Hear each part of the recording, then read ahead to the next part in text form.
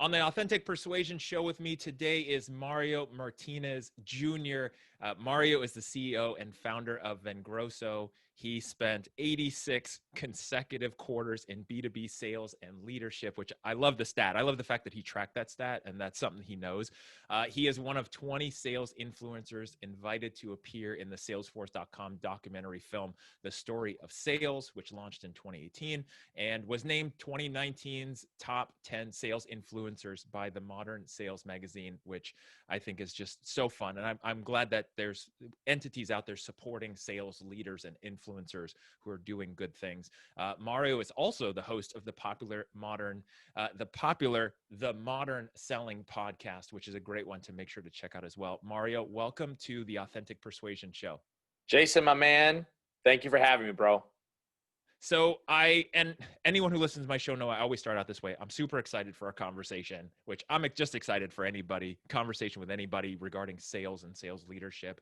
And like I said in the intro, I think it's fascinating that you spent time in sales and sales leadership before doing what you do, and that you track that stat and knew, okay, here's how long I spent, maybe down to the days and hours. I don't know if you have that as well.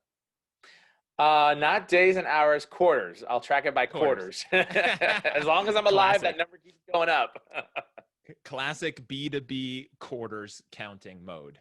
That's just exactly the way it is. Yeah. So tell me about what inspired you to start your business with Vengreso.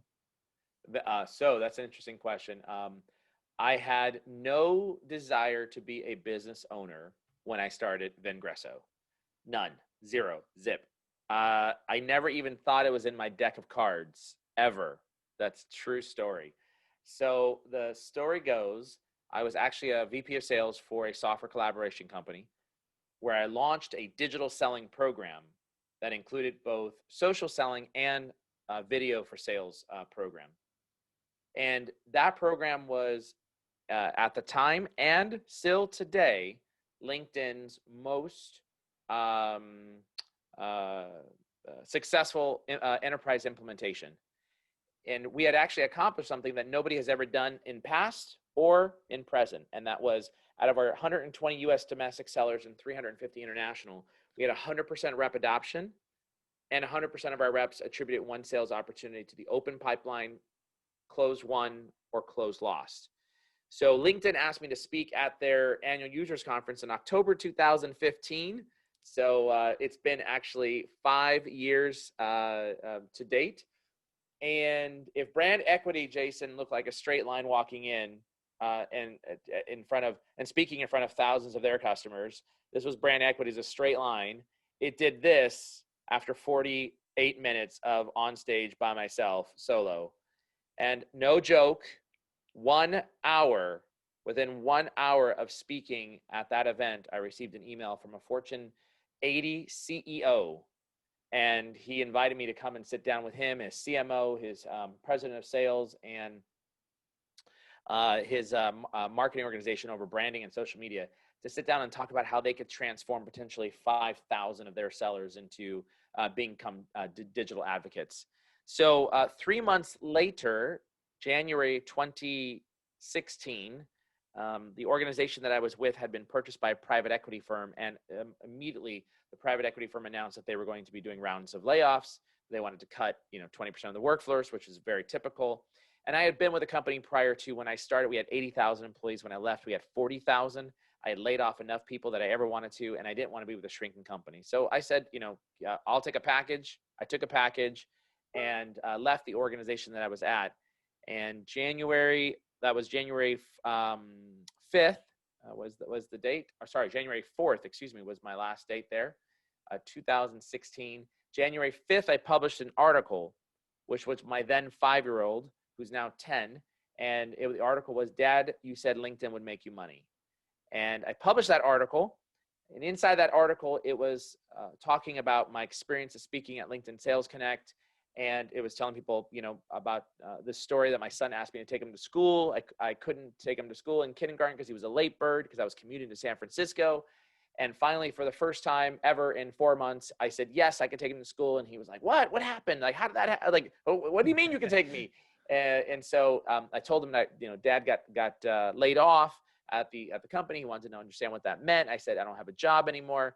And one of his first questions he asked me, the first question he asked me was, so does that mean I'm going to lose my playground? And I was like, lose your playground? What do you mean by that? And he said, well, because you say that you have to go to work to make money to pay for my playground. So if you don't have work, you don't have money. And that means you can't pay for my playground. And so that conversation turned into him trying to help me find a new job using LinkedIn. And that particular quote was, you said LinkedIn would make you money. He took that from the 48-minute presentation I had on YouTube of me speaking at LinkedIn's annual users conference, and said, you told me that this is what would happen if you use LinkedIn. So just go work for LinkedIn, and then lots of people will find you and make lots of money. And I published that article. It was a great article on how a 5-year-old can get the concept of personal branding and leveraging social media to be found. And then within 9 days of publishing that article, I had the head of America's marketing from another Fortune 100 and the vice president of worldwide sales operations from another Fortune 100 reach out to me and say, hey, I saw you're out of a job, and hey, I saw you present, and hey, we need help. Would you like to come and help us since you're out of a job? 3 weeks later, I had 2 contracts in hand, started a business, and I was fully funded. And that's how I started the journey. I had no idea that writing a blog article on that story that I told you would ever lead to what it is today. So that's kind of the history. It was totally by accident. My wife still doesn't like it. She says I can make a lot more money as a salesperson than I can as a CEO of Vengreso. Always. but that's what happens when we go into leadership. So any case, but that's the story, and it was pretty awesome to be able to see how it unfolded.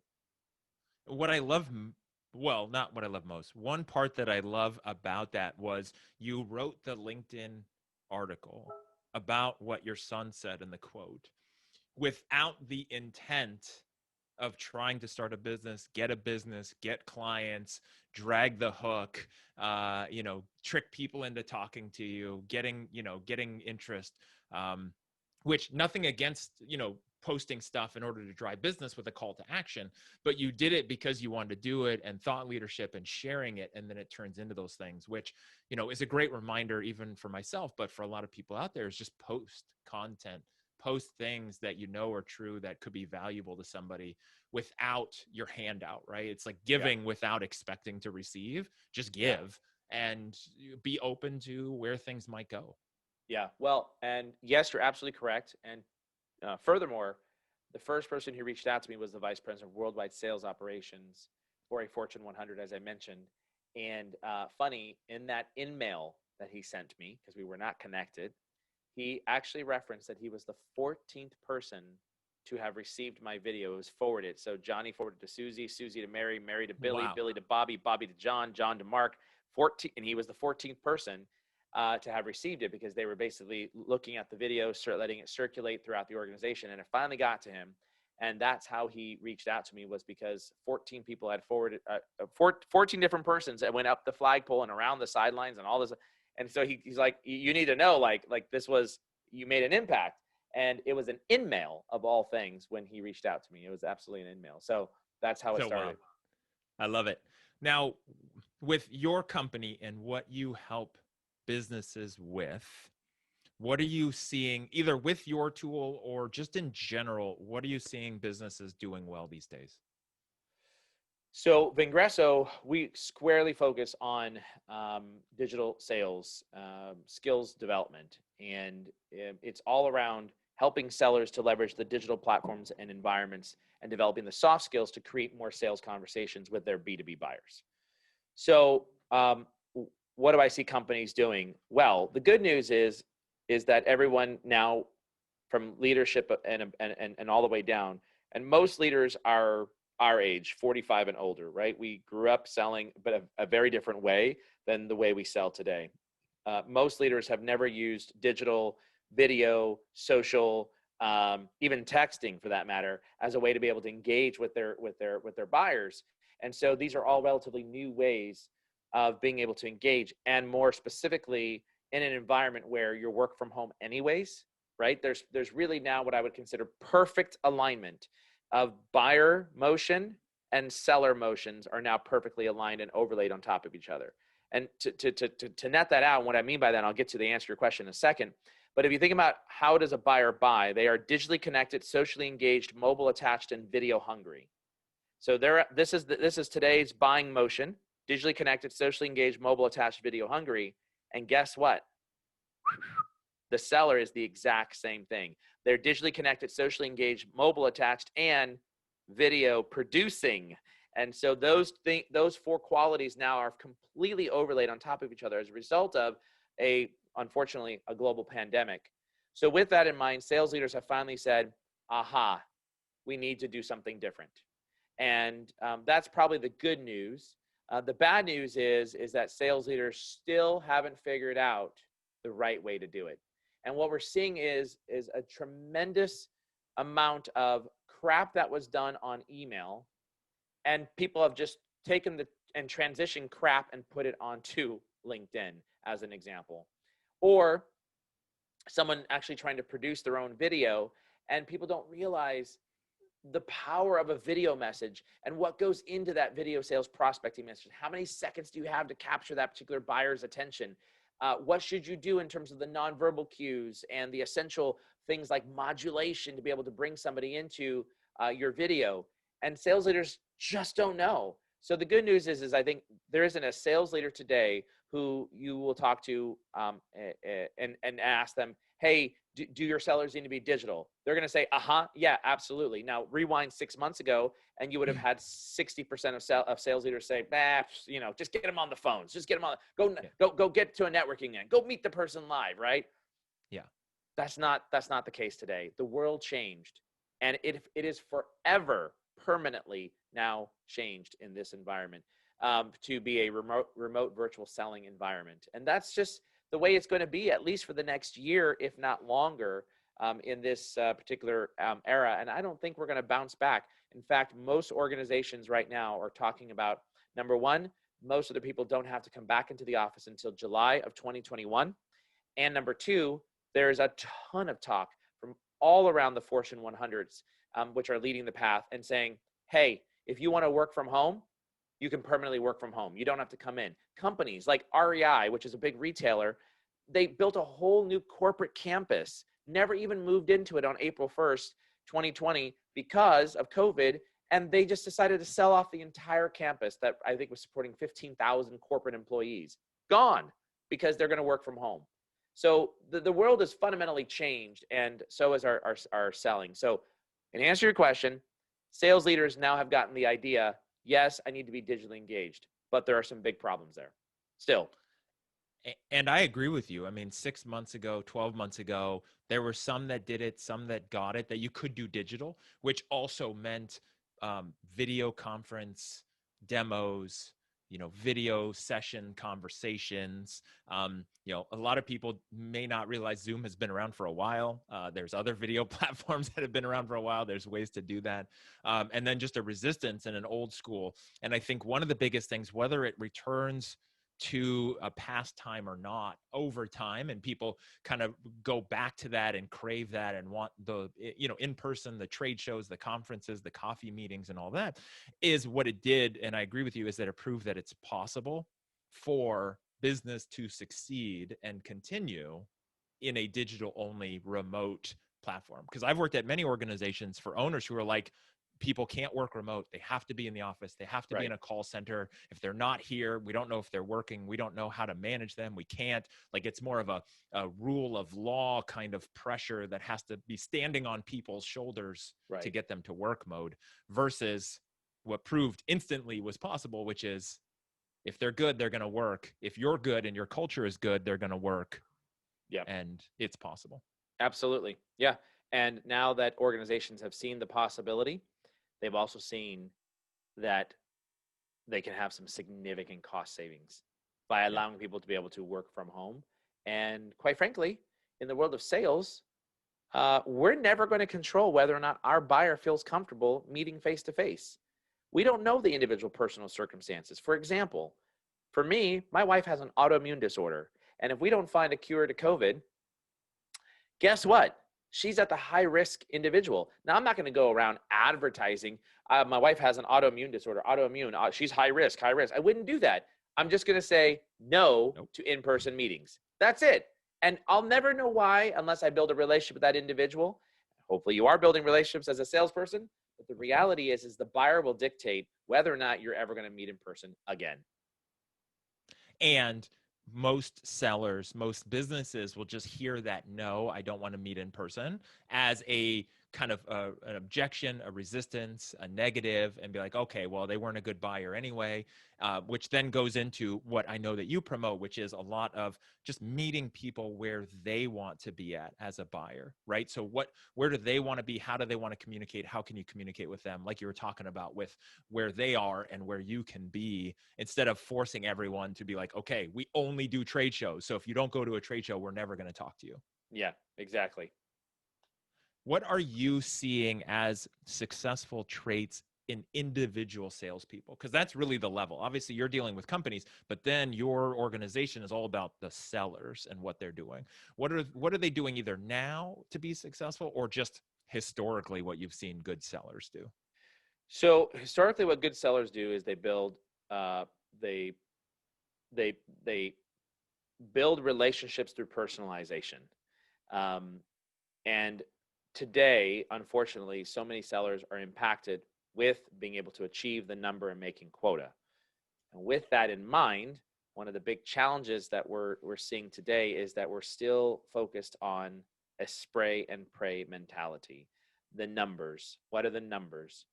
I'm all about understanding and assessing productivity and what you're doing when you're in the absence of making your number. And every leader needs to have a metric. Yes, I believe in that, especially as an 18-year veteran in corporate and having run sales organizations. But the most successful salespeople in the digital buying era are those that understand three components, and we call it the PVC. So this is the PVC sales methodology, and if you go to pvcsalesmethod.com, you'll get to the right spot. And with that in mind, they understand personalization. And there's two components when you're extending outreach, whether it's on an email, a LinkedIn message, a connection message, a phone call. You are going to personalize that particular message or outreach to one of two ways. One, the individual. So I'm going to know you specifically, Jason. You published a book, Selling with Authentic Persuasion. I might even go and look at some of the chapters. I might look at some of the forward. I might look at some of the individual content and reach out to you on that, in that context of something that you will personally relate to and say, this person knows me, right? Or at least made the attempt to know me. So that's hyper-personalization. The second component is if there isn't anything, maybe you aren't a book author, maybe you aren't publishing content on LinkedIn or Twitter or social media, maybe you're completely dead to the world, i.e. many facilities leaders still are dead to the world on social media. Well, we're going to personalize to the buyer persona. What do I mean by that? Well, if I extended outreach to you through whatever medium, a LinkedIn message, an email, a video message, I'm going to apply this personalization. Maybe there isn't anything there I can hyper personalize to you, but I can hyper personalize to the buyer persona. Give you an example. We sell to sales leaders. So when we reach out to sales leaders that we can't find anything on, there's nothing related to the company, no common interest, no mutual connections, nothing that I can really kind of, correlate to. I'm going to reach out to you, and let's just pretend you, Jason, are my VP of sales. And I'm going to say on my message, in my email, in my LinkedIn message, or in my video message, I'm going to say, Jason, generally when I reach out to other VPs of sales, so now you know that I know that you're a VP of sales, then I'm talking to the right buyer persona. Right. Generally, when I reach out to other VP of sales, there's two common problems they're trying to solve. Number one, creating more sales ensuring that their sellers are creating more sales conversations with qualified buyers. And number two, that you are managing to and trying to increase sales pipeline. Okay. So those are the two common business problems. So if I'm going to personalize my message to the buyer persona, I need to know who the buyer persona is. Number one, I need to know what are your pain points that my solution, product or service, solves. Now, are there other problems that VPs of sales deal with? Yes, of course. but these are the two that my product and solution solves that I can solve for you. And when you read that message or you listen to that message that's coming in, you as a recipient are going to make a choice. You're going to say, I have that problem, or I don't have that problem, or I have those problems, or I don't have those problems. And if you don't have those problems, you're going to do one of two things. You're either going to say thanks, but no thanks, or you're going to say not applicable, stop reading, move on, and you ignore. That's not the person I want to be talking to anyways. If you've got all the leads in the world and you've got everything good to go in terms of enough sales conversations and your pipeline's solid, I don't want to be talking to you. Nope. Because I can't solve a business problem. But if you do have those problems, you just read those questions, and now you're going to say, I do have those problems, and that's going to get you to the next step, which is keep reading, right? And so now we go on to the V, bringing in the V into the PVC methodology. And that V is you've got to bring value. And a lot of sellers have not realized in today's era, as I mentioned earlier, that you're digitally connected and socially engaged. And you're video hungry. Well, what does that mean? When you've got a specific problem, you're going out and doing research. You're getting the information. You're asking your peers. You're looking at video content to see which direction you should go. So I need to lead with value in the conversation so that when you say, yes, I've got these two problems, now the next question is what value am I going to bring to the table? So my message might look something like this. After you say, generally, these are the two problems that you'd have, directly below is a blog article. And it discusses 5 ways you can get your sales team to produce more sales conversations right now in COVID. Okay, now I've given you value. I've given you something you can look at. The second item directly below is a webinar. I'm going to recommend that you watch this webinar with your sales team on your next team meeting. It's packed with value in that it talks about, blah, blah, blah, blah, and you put that inside there. That's an example. It could be a blog, could be infographic, it could be an ebook, it could be a white paper, it could be a webinar, it could be an event. Doesn't matter what it is. Lead with value.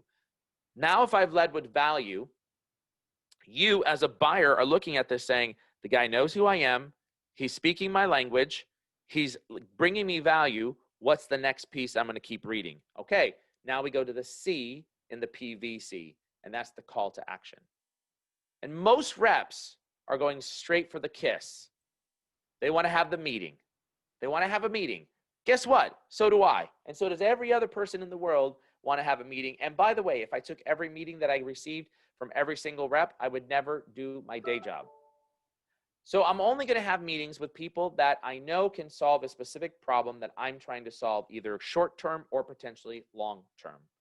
And with that in mind, I need to oftentimes, especially on a digital touch, I need to warm up that specific call to action.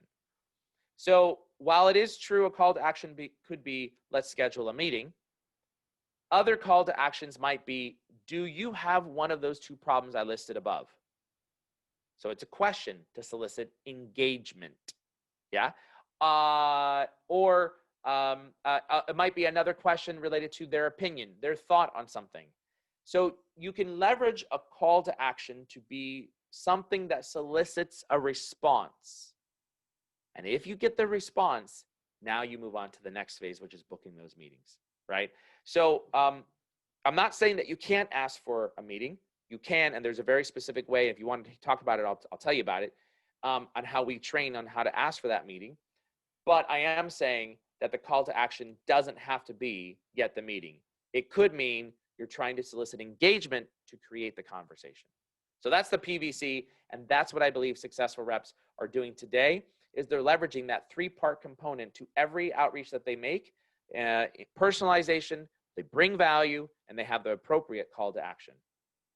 And I love with all of that, especially towards the end, saying about how they're just going in for the kiss by trying to have the call to action be that meeting or that demo. And, you know, depending on what kind of relationship you want to have, you want to work towards that, right? You've got to, you know, talk to somebody, engage, maybe go on some dates before you move forward. Some people are just instantly going in. And I think it's fascinating too, because early on in the conversation, you talked about the pressure generally there's the pressure of organizations on salespeople with KPIs, with quotas, with numbers, externally or internally, where they want to be and how much money they want to make.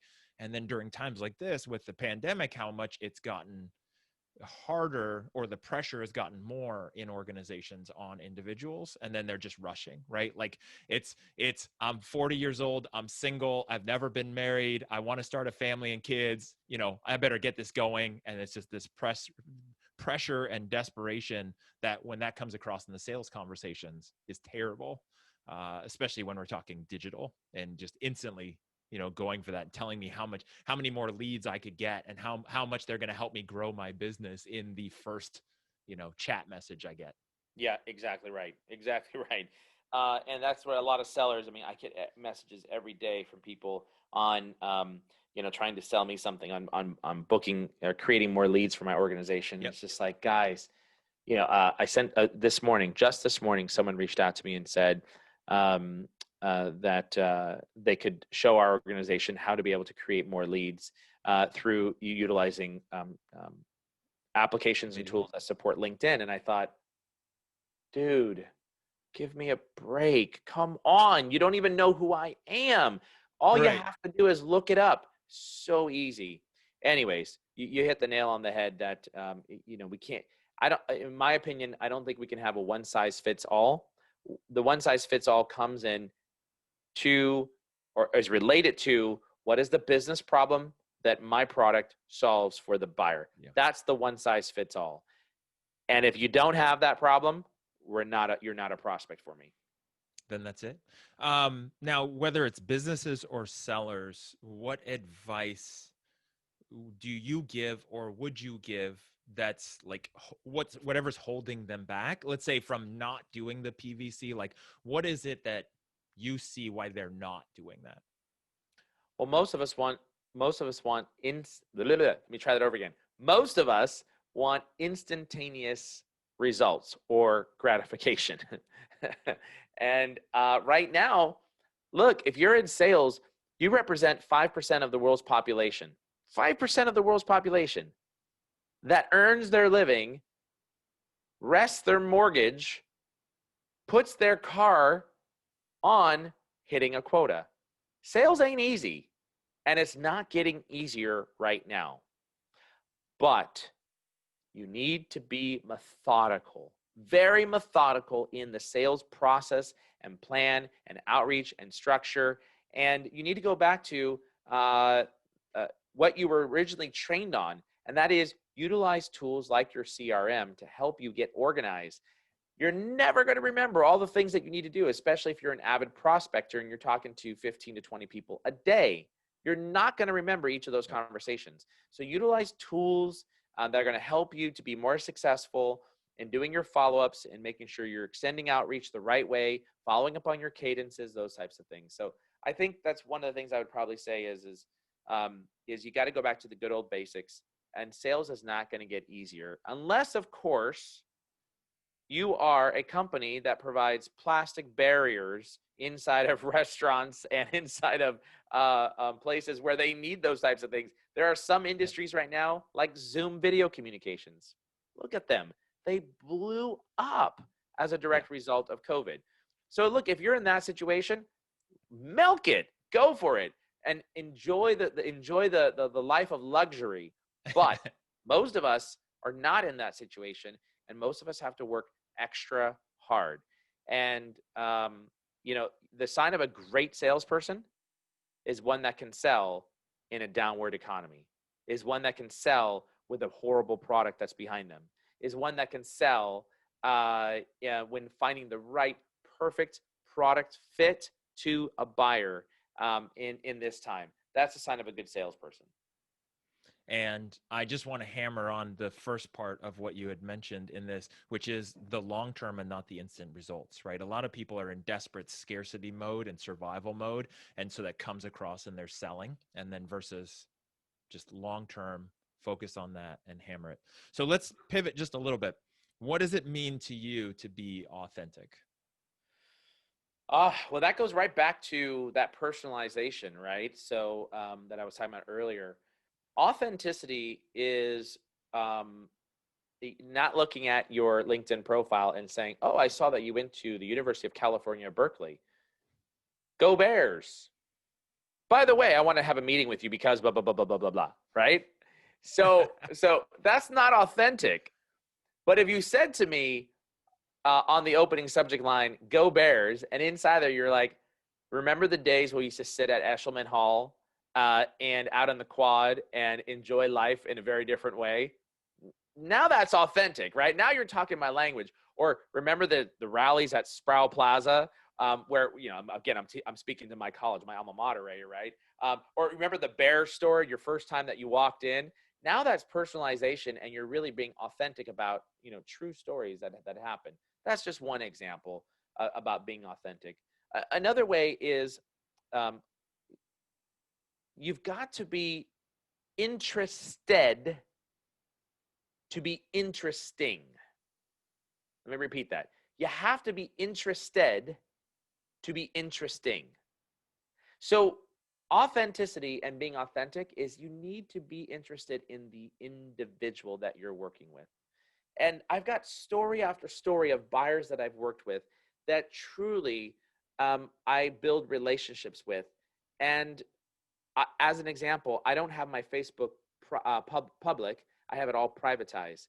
But when I'm down about 3/4 of the way of the cycle of the sales process, I let them into my personal life, my kids, my family. It's a great way to be able to continue building relationships. And many customers know about my kids, my whereabouts, all the things we do, my personal religious values and beliefs.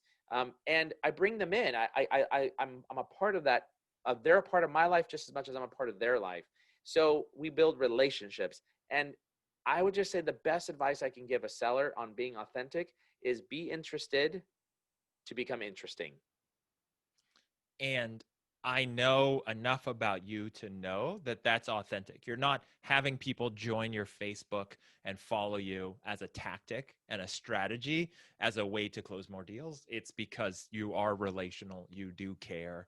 In the short time that we've chatted, even before this, like that comes across very clearly, which I think is amazing. I mean, that's where that authenticity comes in. Where do you put persuasion in terms of your sales process, your sales success, what you see people do? How would From you the talk very about persuasion? beginning, from the very beginning, all the way through customer relationship. We're constantly thinking about, how do I persuade someone to meet with me? How do I persuade somebody to trust me? How do I persuade somebody to trust my direction once we've closed a deal that I'm giving them to go a certain way? So persuasion's happening all throughout the sales process. Might there be more times than others that we're utilizing it? Yes, of course. But when done authentically, I'll give you a great example. Our marketing team, they're now required to listen to one sales call per week. Everybody in the marketing, one sales call per week. And that's because I want them hearing what's happening on the front lines. What are the conversations buyers are asking, so that they can apply to their specific domain, digital, content, graphics, video, whatever it might be. They can apply to their domain information and knowledge. And with that in mind, one of our marketers said to me the other day, hey, I was listening to your call with such and such company. And what I really figured out after listening to this whole series, because there's about a series of like 5 calls now with this customer that I've been engaged with, is that you don't sell, which I always thought people sold. You're educating. And as a result of educating the individual, you truly are guiding them along a path. And it's a dialogue that becomes back and forth. This is what we're trying to do. This is where we're trying to go.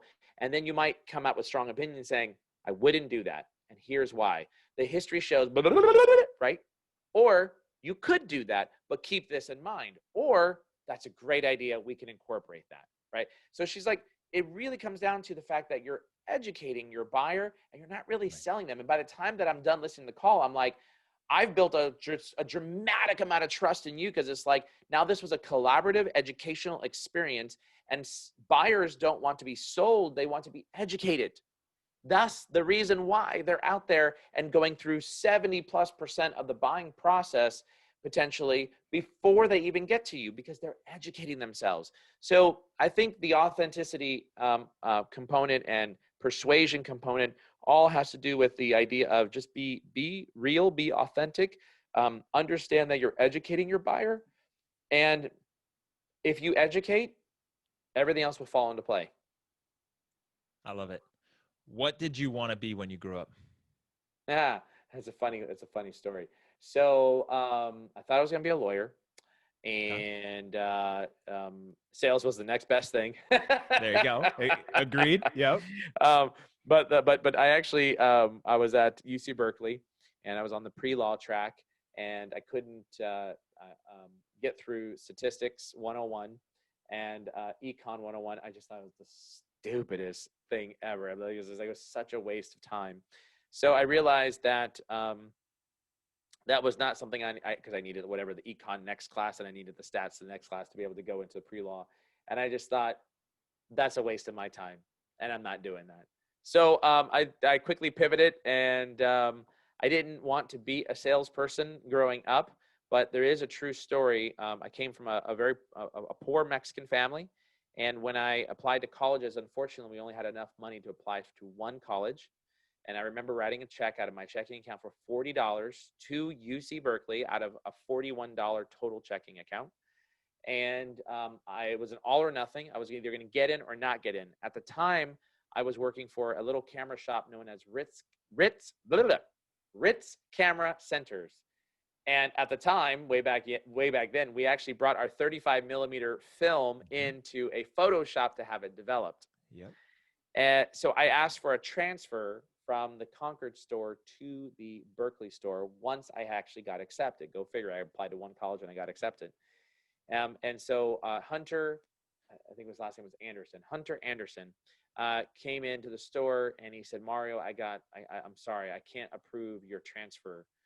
And I said, what do you mean you can't approve my transfer? I need this job to pay for my way through college. And he says, "No, you applied to be a photo finisher, and I can't do that. Even though there's a store in Berkeley, which was literally right across the street from the campus."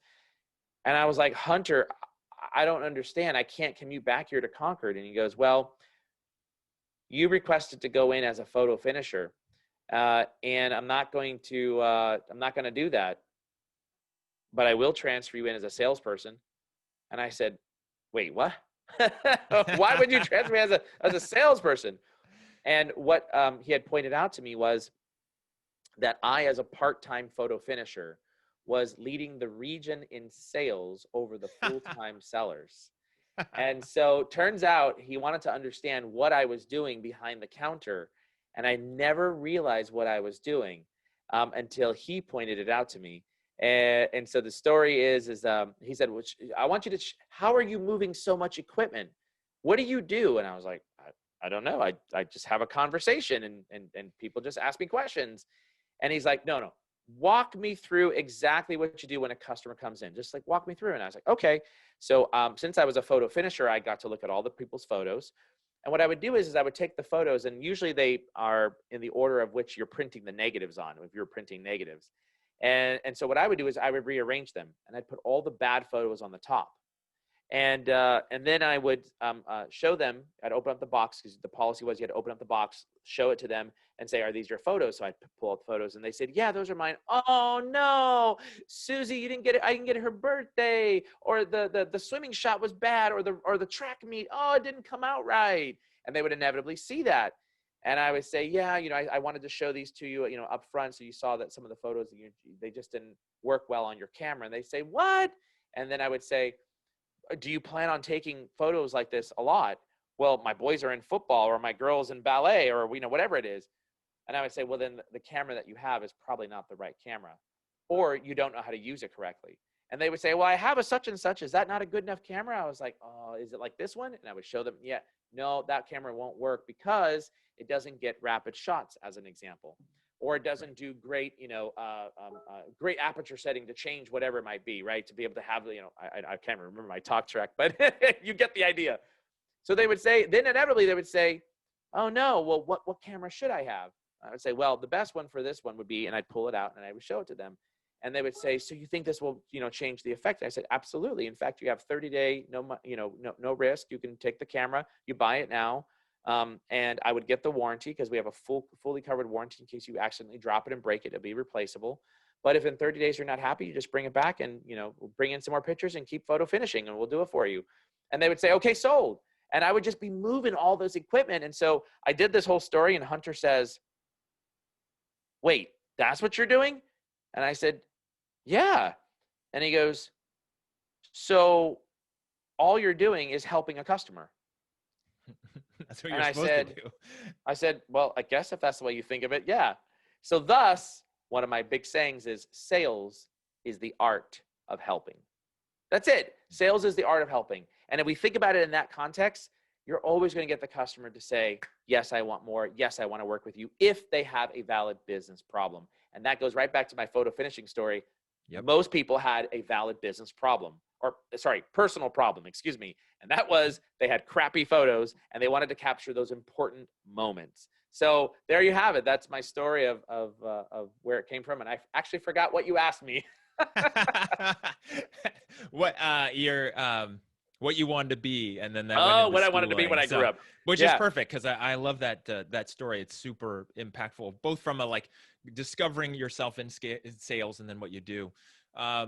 So Hunter forced me to be a seller is the point. Hunter forced me to be a seller. And I think a lot of salespeople end up that way where they, I know people who they weren't going to be in sales. Somebody said, you should be. I can see it in you. You can't see it in you. And then they kind of nominate or push.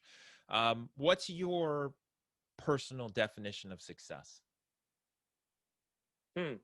So personal definition of success is that you've got a happy work-life balance. You've got a happy family. You've got a happy set of people that work for you, and that you're having fun.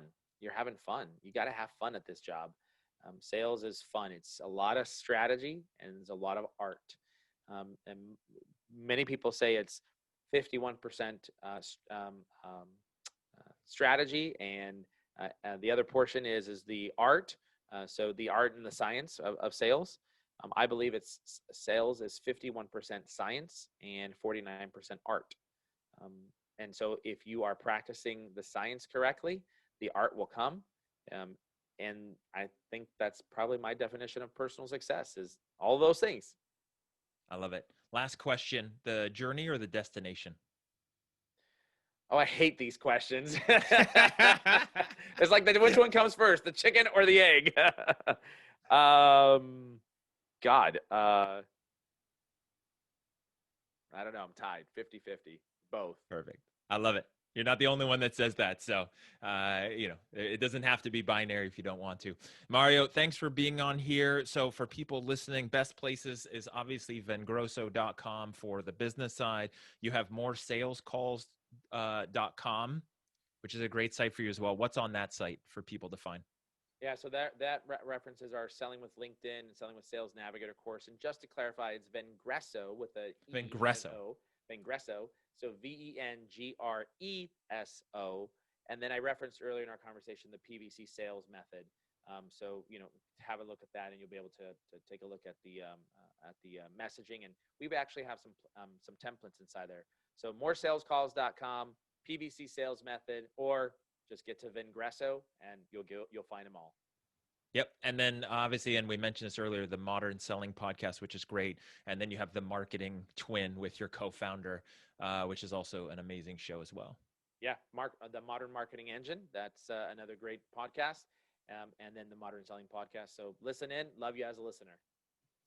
Thanks, Mario, for being here. I appreciate it. All the wisdom and what you're doing out in the world. Just keep it up. Thanks.